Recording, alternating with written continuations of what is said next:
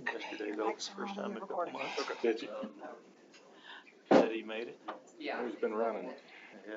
Oh. No, I'm hanging out right now. Are you?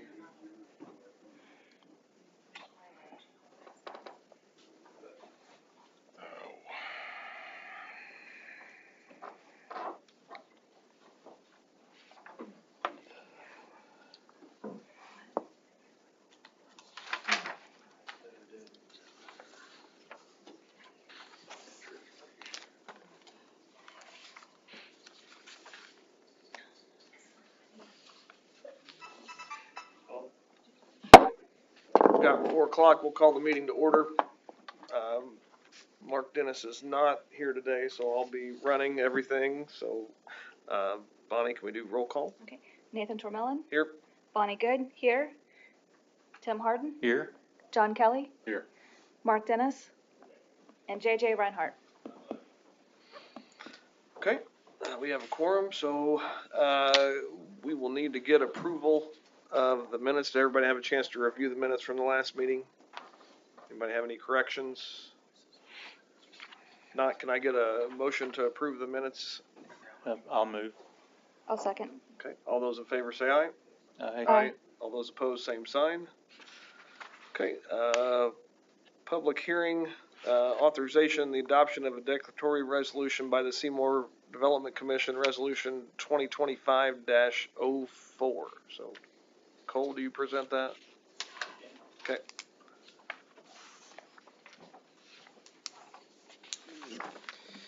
Yeah, this is just the last step in your TIF expansion process. It's gone through declaratory, planning commission, council, now it's coming back for confirmatory, and then as well as the tax impact statement, which is what I'll present.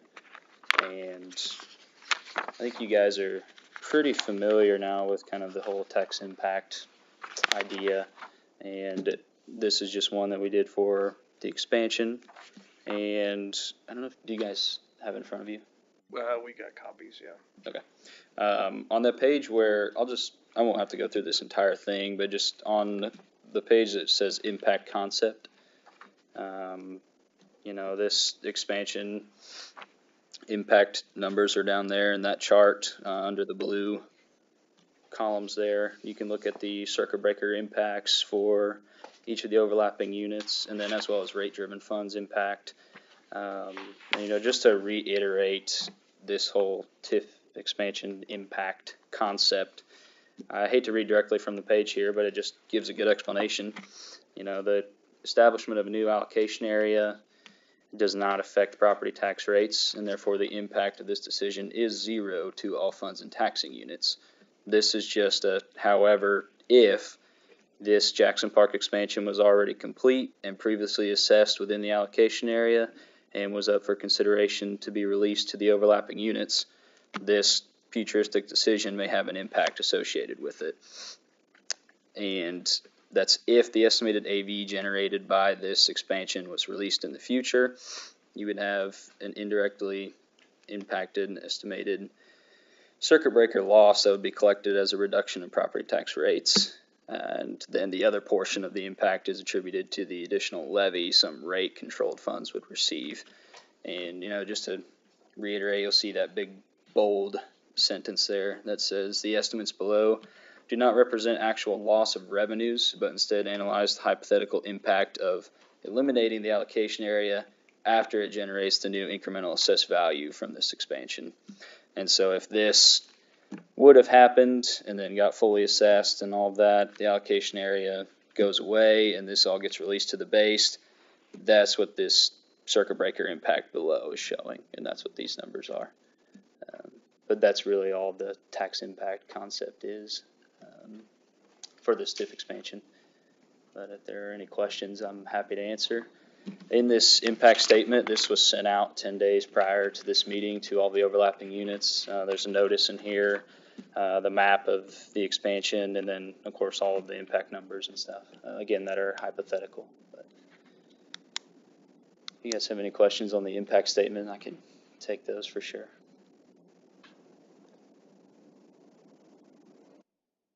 Okay, so I assume we need a motion to accept this declaratory resolution? Or is it? That'll come later. Later? This is just the public hearing Okay. to discuss, and then we'll Okay. rehash the issue down further in the Okay. resolution. And I guess I could also go through some of the background info of this as well. You know, we're required to present the economic benefits and as well as the impact, but we're kind of putting in an estimate of 55 million for real property and 8 million for personal property for this expansion. And you know, these are all conservative estimates based on the costs that we have for these developments, and conservative estimates as far as the circuit breaker impact numbers go. That's like the maximum impact that there could be. So yeah.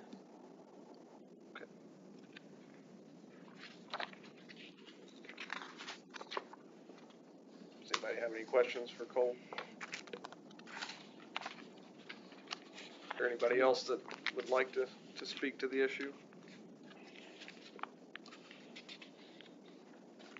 All right. Moving on, old business. Does anybody have any old business?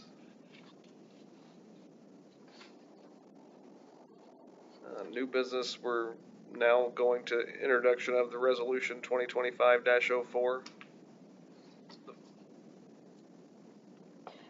Yep, this is just, as Cole just said, this is the final step on expanding the Jackson Park Economic Development Area, adding 7 additional parcels in.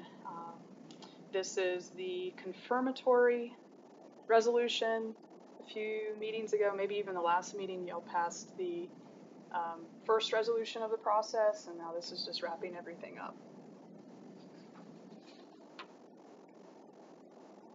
Does anybody have any questions about the resolution itself?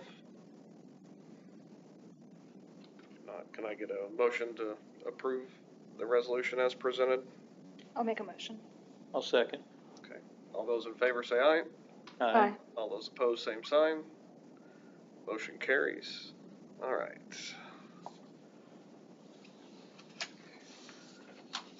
Claims. Cole, did you want to go over the financials before we do claims real quick? I don't see it technically listed there, so. Yeah, I can. Okay. Yeah, I did have some updates I wanted to share with you all that we made to the plan. I'm sure you may have noticed some numbers are different. And first things first was we've kind of reached the finishing line of neutralizations this year.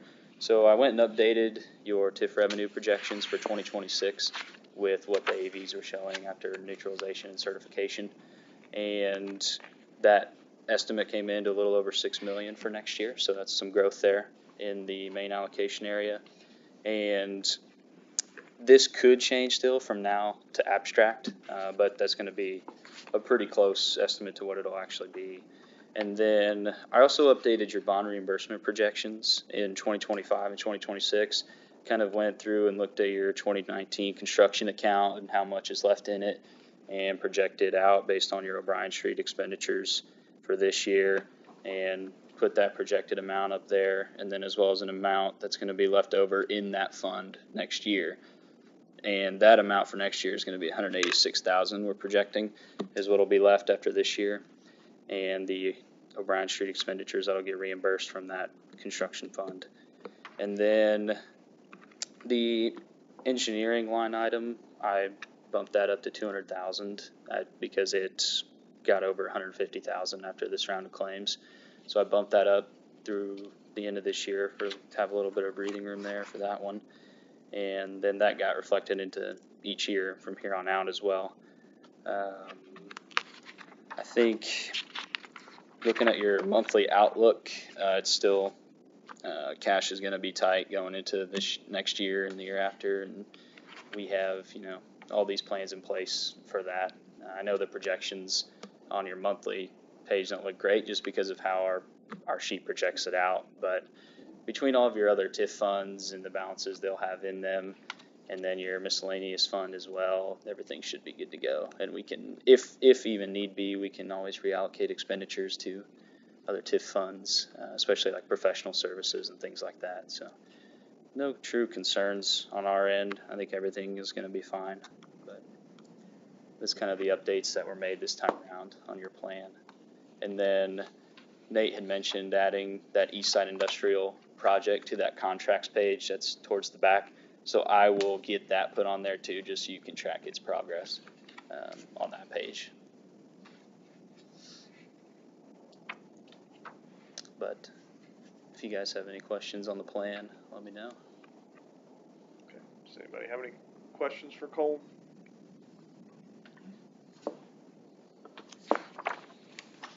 Okay. Thanks, Cole. All right.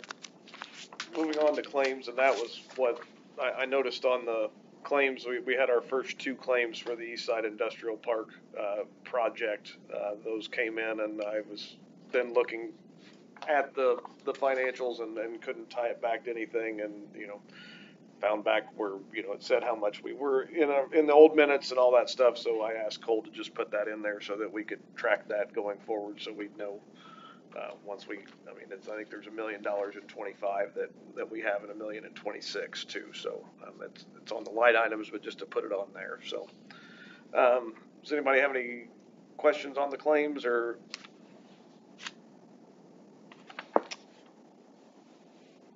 I'll make a motion to accept. Okay. I'll second. Second. Okay. All those in favor say aye. Aye. All those opposed, same sign. Motion carries. All right. Miscellaneous business. Bonnie.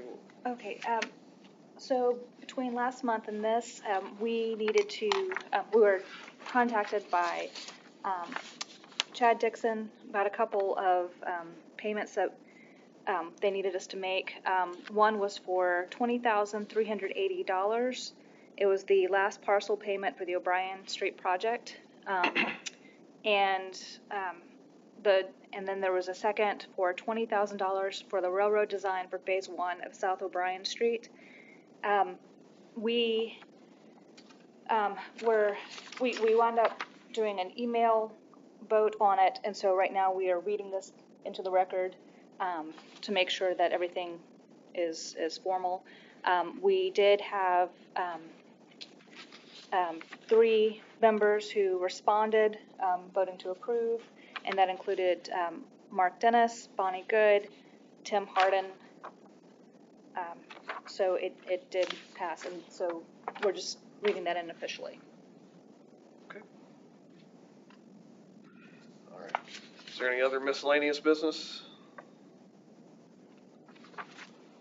Okay. If not, if there's nothing else, can I get a motion to adjourn?